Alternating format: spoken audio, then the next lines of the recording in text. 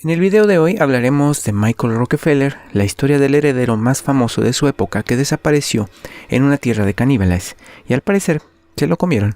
Hablaremos de Lucía Zárate, la vedette mexicana que medía 50 centímetros y conquistó el mundo, y la misteriosa pandemia que dejó a millones de personas como estatuas vivientes durante décadas. Y te recomendaré el libro Narraciones Extraordinarias y hablaremos de las extrañas circunstancias de la muerte de su aclamado autor, Edgar Allan Poe. Comenzamos. Antes de iniciar, si quieres participar, contarme algo que te haya sucedido, mandarme tu video o simplemente saludar, puedes mandar un correo electrónico a relatos.ndm@gmail.com y si quieres enviar un mensaje totalmente anónimo, solo tienes que entrar a www.nodormirasmas.com y en la sección de contacto, allí podrás mandar un mensaje privado con un seudónimo. Muerte por ahogamiento.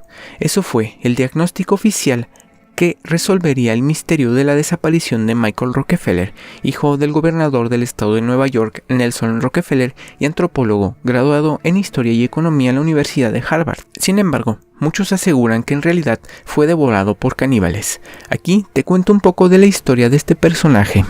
Michael Rockefeller, nacido el 18 de mayo de 1938 en una acaudalada familia, siempre se interesó por las culturas y civilizaciones del mundo, alejándose de la trayectoria política y económica que le correspondía como un Rockefeller. Su pasión por la etnografía y la antropología lo llevó a buscar tribus al norte de Australia, en la región de la isla de Nueva Guinea. Su contacto con otras culturas fue documentado en fotografías e instrumentos que el joven Michael obtenía, e iban a ser destinados al Museo de Arte Primitivo, fundado en 1957 por su padre. Sin embargo, su deseo de aventura en lugares inexplorados fue lo que le costó también la vida. El 17 de noviembre de 1961, el joven de 23 años navegaba en su catamarán, una pequeña embarcación, junto al antropólogo holandés René Wasing y dos guías locales. Era una expedición que los llevaría a la aldea Atz, donde Rockefeller realizaría más investigaciones. Por las condiciones del peligroso mar del Lefure, al occidente de Papúa, el catamarán se volcó, dejando a la deriva a sus pasajeros. Los dos guías decidieron salir de la embarcación a buscar ayuda, mientras Wasing y Rockefeller se mantuvieron en el catamarán, que ya no podía llegar por su cuenta a la costa. Pero, tras 2 días de espera sin ninguna señal de auxilio, el joven Michael consideró que era hora de tomar las riendas. Con un improvisado salvavidas, hecho de 2 bidones de gasolina, se echó al agua, dejando a Wasing a la espera.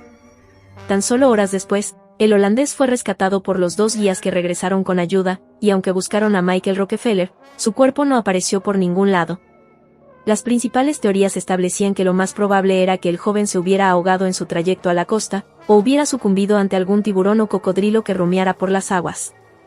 El ahogamiento fue aceptado por su padre, el cual llegó días después con un equipo de búsqueda, y por su hermana melliza, Mary Rockefeller. Sin embargo, otra hipótesis mucho más aterradora se formaba alrededor del caso de Rockefeller. La isla cerca de la cual se encontraban era habitada por la tribu Asmat, cuyas tradiciones de canibalismo fueron investigadas por el periodista Carl Hoffman y explicadas en su libro Cosecha Salvaje, una historia de canibalismo y la trágica búsqueda de arte primitivo por la parte de Michael Rockefeller.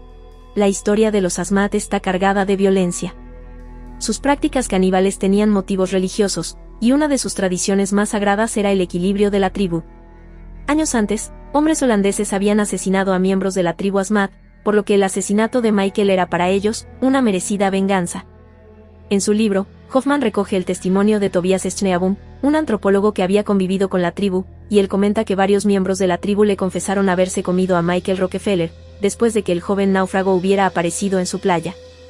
Un detective privado, contratado por la madre de Michael, regresó de Papúa Nueva Guinea con 3 calaveras de víctimas de sus rituales de antropofagia. Se rumoreaba que una de esas calaveras era de Rockefeller, pero nunca se comprobó esa teoría. La versión oficial fue muerte por ahogamiento.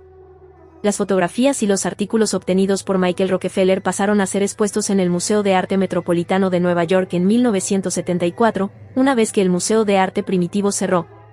Ese mismo año su padre, Nelson Rockefeller, se convirtió en vicepresidente de los Estados Unidos, en la administración de Gerald Ford. Y mira, ella es Lucía Zárate, la vedette mexicana que medía 50 centímetros y conquistó el mundo. Hay personas que no necesitan un aspecto imponente para convertirse en seres inolvidables. Lucía Zárate es una muestra clara de ello. Esta mujer, una vedette mexicana de tan solo 50.8 centímetros y 6.3 kilogramos, triunfó y se ganó la admiración de muchas personas fuera de México durante el siglo XIX. Repasaremos la memorable historia de este personaje. Zárate es un personaje del que realmente se sabe muy poco.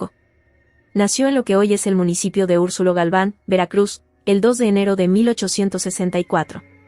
Al nacer, los médicos se percataron de que algo no iba bien con la pequeña. Dijeron a sus padres que la expectativa de vida no era positiva, pero la niña logró sobrevivir. Además de un ligero retraso mental, el cuerpo de Lucía dejó de crecer hasta los 8 años. Padecía enanismo. Enanismo primordial osteodisplásico microcefálico tipo 2, para ser exactos. Fue la primera persona en ser identificada por padecer esta enfermedad, la cual mantiene equilibradas las dimensiones de la persona, exceptuando la nariz, que no deja de crecer. Cerca de cómo salió de su natal Veracruz para llegar a los Estados Unidos, no hay información precisa. Lo que sí es un hecho es que lo hizo en compañía de su familia. En el país del norte, la primera aparición exitosa de Lucía fue en un evento para festejar el centenario de Filadelfia, la Exposición Universal de Filadelfia de 1876, donde el público quedó impresionado por su tamaño y apariencia. A partir de ahí nació una carrera exitosa manejada por su manager Frank Kufner. Lucía trabajó como parte de un número llamado Fairy Sisters, y más tarde se asoció con Francis Joseph Flynn, General Mite, su nombre artístico, un hombre que padecía la misma enfermedad que Lucía. Ambos hacían un curioso número donde representaban escenas románticas que eran interrumpidas por la aparición de un sujeto de más de 2 metros de altura llamado Chan. Lucía comenzó a recibir invitaciones para exhibirse internacionalmente. Ello la llevó a pisar una gran parte de Europa. Medios internacionales recogieron su historia en 1889 para describirla como la maravillosa enana mexicana y un imán diminuto pero todopoderoso para atraer al público. Se dice que tuvo la oportunidad de conocer en persona a grandes personalidades como la reina Victoria de Inglaterra y el zar Nicolás de Rusia. Lucía pudo reunir una fortuna que le hacía vivir de manera acomodada. Incluso sus padres pudieron adquirir un par de propiedades en Veracruz. Los circos de fenómenos estaban en su apogeo en la época en la que nos referimos.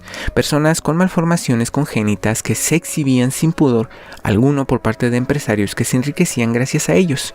Una numerosa audiencia acudía fascinada para ser testigo de aquel desfile de personas peculiares. Zárate falleció a la edad de 25 años en los Estados Unidos, en 1890, a causa de una hipotermia, después de que el tren donde viajaba con su circo quedara varado en las montañas nevadas de Sierra Nevada durante 13 días.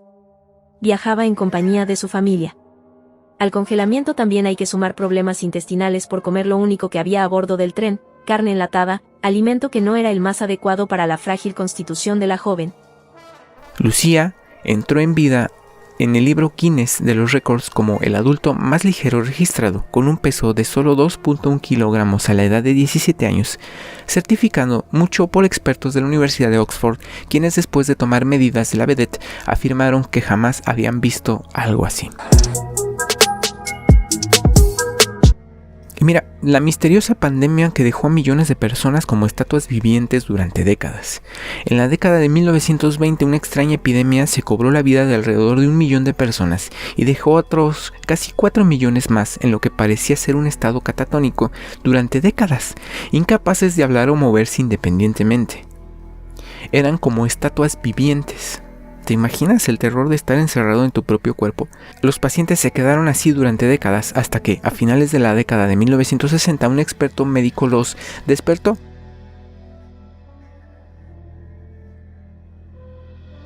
Justo después de la Primera Guerra Mundial, en 1917, y hasta alrededor de 1927, la curiosa epidemia se extendió por todo el mundo.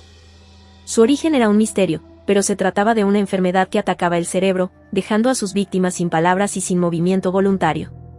En Suiza, una novia se quedó dormida en el altar. En Francia, ni siquiera los dolores de parto despertaron a una madre, informaba la BBC cuando apenas estaba dando sus primeros pasos.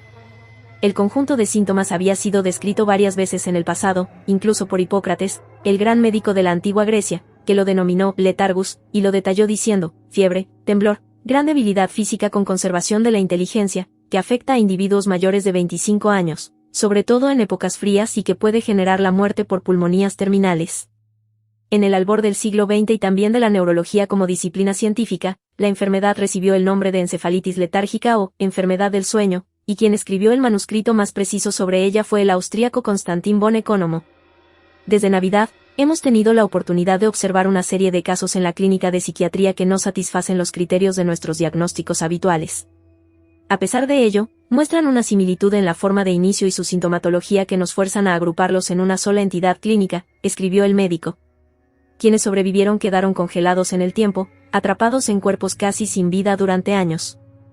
Y en 1966, Oliver Sacks, un joven neurólogo británico, llegó al hospital Beth Abraham en el Bronx, Nueva York, donde había decenas de pacientes con encefalitis letárgica. Nunca había visto algo así.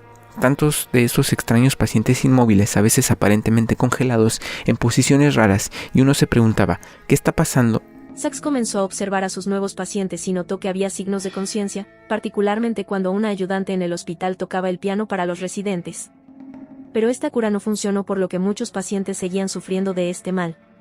¿Te imaginas lo que es vivir encerrado en tu cuerpo? Y mira, hoy hablaremos de narraciones extraordinarias. La maldición que perseguía a Edgar Allan Poe quizá fue tan solo una argucia de Rufus Wilmot Griswold, editor, poeta, crítico literario y enemigo del propio Poe, que inventó tras la muerte del autor norteamericana, que fue el 7 de octubre de 1849 en Baltimore, Estados Unidos. Y en la biografía de Poe, Wilmot lo tachó de adicto al alcohol y a los estupefacientes, pero, según cuentan algunos especialistas, Poe era intolerante al alcohol y el sórdido ambiente de los bares le resultaba muy desagradable. Estas mismas fuentes explican que antes de morir, el propio Poe contó a sus círculos más íntimos que lo estaban persiguiendo. Edgar Allan Poe nació en Boston el 19 de enero de 1809, y como cuenta la tradición popular, lo hizo con muy mala estrella. Hijo de unos mediocres actores de teatro, quedó huérfano antes de cumplir los 3 años. Un acomodado y próspero hombre de negocios, John Allan, que vivía junto a su esposa Frances en Richmond, Virginia, acogió al pequeño Edgar y aunque éste tomó el apellido del padrastro y creció en su hogar, nunca llegó a ser adoptado legalmente. Aunque Edgar Allan Poe se consideró un caballero del sur, ser huérfano conllevaba un estigma que en la aristocrática y clasista sociedad del sur de los Estados Unidos era muy difícil de evitar. Poe nunca cuestionó los valores con los cuales fue educado: escepticismo ante el progreso y la democracia, exaltación de la mujer en su papel de esposa y madre, justificación de la esclavitud, idealización del feudalismo medieval y desprecio por el maquinismo. Los negocios familiares llevaron a Edgar y su familia adoptiva a Londres, donde el joven estudió en uno de los exclusivos internados de Chelsea, donde aprendió a escribir en latín y a hablar francés. Sin embargo, los negocios en el viejo continente no tuvieron el éxito esperado y los Poe regresaron a Richmond en 1820. Mientras que el padrastro de Poe era un hombre huraño, y nunca apoyó a Edgar en su afán de ser escritor, su madre adoptiva puso toda su fe en el muchacho y siempre le demostró su cariño. Desesperación, juego y alcohol. De nuevo en su país, Poe se familiarizó con el folclore de las nodrizas y los criados negros, que apenas distinguían entre lo real y lo fantástico, lo ordinario y lo sobrenatural, los vivos y los muertos. Desde niño, escuchó historias sobre zombies, aparecidos y magia negra. Era un ávido lector de los cuentos de terror publicados en las revistas inglesas y escocesas que llegaban a la oficina de su padrastro. Lo gótico y lo romántico se mezclaban en esas historias en las que los argumentos tenían lugar en páramos sombríos, mansiones en ruinas y cuyas protagonistas eran familias castigadas por una maldición. Por entonces, el joven aprendió a recitar poemas de Walter Scott para deleite de las amigas de su madre. Llegado el momento, su padrastro decidió pagar los estudios universitarios de Edgar, con el deseo de que aprendiera leyes y comercio. Matriculado en la Universidad de Virginia, pues se aficionó demasiado al juego ya que el dinero que recibía de su familia no era suficiente y a la bebida, lo que le provocaba un estado a la vez de euforia y lucidez. Durante su estancia en la universidad, pues se interesó por todas las disciplinas y siempre iba con un libro entre las manos, pero cuando su padrastro se negó a pagar sus deudas de juego, se vio obligado a dejar el centro, humillado y deshonrado. Tras discutir con John Allan, pues se marchó a Boston con un baúl y algo de dinero. En 1827 publicaría su primer libro, Tamerlán y otros poemas, que pasó desapercibido. Los recursos económicos de Poe empezaron a menguar y se dio cuenta de que no tenía lo suficiente para vivir, por lo que se alistó en el ejército. Fue entonces trasladado a Charleston y con el tiempo fue ascendido a artificiero. Pero también aquí tuvo problemas. Tras ser juzgado en una corte marcial por desobediencia y abandonar el servicio en 1831, partió hacia Nueva York y publicó, con la ayuda de algunos antiguos compañeros de academia, su obra Poemas. En 1833, Poe ganó un premio de $50 por la obra manuscrito hallado en una botella, y gracias a la ayuda de un acaudalado caballero llamado John Pendleton Kennedy consiguió trabajo como redactor en el periódico Southern Baltimore Messenger, donde pudo publicar diversas narraciones y poemas. Bajo su dirección, el periódico se convirtió en el más importante del sur del país. El 22 de septiembre de 1835, Poe contrajo matrimonio con su prima de 13 años, Virginia Eliza Clem, aunque en el certificado de matrimonio que se expidió meses después aparecía registrada con la edad de 21 años. En esa época, Poe tenía 26 años. El origen de la novela policíaca y otros éxitos. En 1839, escribió Tales of the Grotesque and Arabesque, Cuentos de lo grotesco y arabesco, su sexto libro, que se publicó en 2 volúmenes que incluían algunas de sus obras más emblemáticas, como La caída de la casa Ussher o Ligeia. La situación económica de Poe mejoró bastante, y se trasladó junto con su esposa y su suegra a Richmond, donde por primera vez desde su niñez pudo vivir tranquila y cómodamente. Es esa época, Poe desarrolló el germen de lo que posteriormente se conocería como novela policíaca con la obra Los crímenes de la calle Morgue. En 1843 obtuvo un éxito extraordinario con un relato acerca de un fabuloso tesoro escondido llamado El escarabajo de oro, y en 1845 escribió El cuervo y otros poemas. En 1846 Poe publicó una de sus obras más famosas, El barril de amontillado. El 30 de enero de 1847, su esposa Virginia murió a causa de la tuberculosis y según cuentan los amigos de Poe, este siguió todo el cortejo funerario ataviado con su vieja capa de cadete, una prenda que durante meses había sido la única ropa de abrigo que había habido sobre la cama de Virginia. Tras la muerte de su esposa, Poe entabló relaciones con varias mujeres, pero nunca llegaron a buen puerto debido a su difícil carácter y a los problemas que seguía teniendo con la bebida. A pesar del estado de desesperación en el que había caído el escritor, fue en ese entonces cuando escribió obras tan relevantes como Ulalume, y un décimo y alucinado ensayo cosmogónico al que llamó Eureka, que a la postre sería el último libro publicado por Poe. En cuanto a la desaparición y muerte, en 1849 Poe concretó un matrimonio con Sarah Elmira Royster, y a pesar de que todos sus allegados lo vieron entusiasmado e incluso feliz en el proyecto, Poe un día desapareció y se le perdió el rastro. El 3 de octubre de ese mismo año, Poe fue hallado en las calles de Baltimore, en estado de delirio, muy angustiado y necesitado de ayuda inmediata. Fue trasladado por su viejo amigo James E. Snowgrass al Washington College Hospital, donde murió el domingo 7 de octubre de 1849 a las 5 de la madrugada. En ningún momento fue capaz de explicar cómo había llegado a dicha situación ni por qué motivo llevaba ropas que no eran suyas. La leyenda cuenta que en sus últimos momentos invocó obsesionadamente a un tal Reynolds, el explorador que le había servido de referente para su novela de aventuras fantásticas, Las narraciones de Arthur Gordon Pym, y sus últimas palabras fueron: "Que Dios ayude mi pobre alma".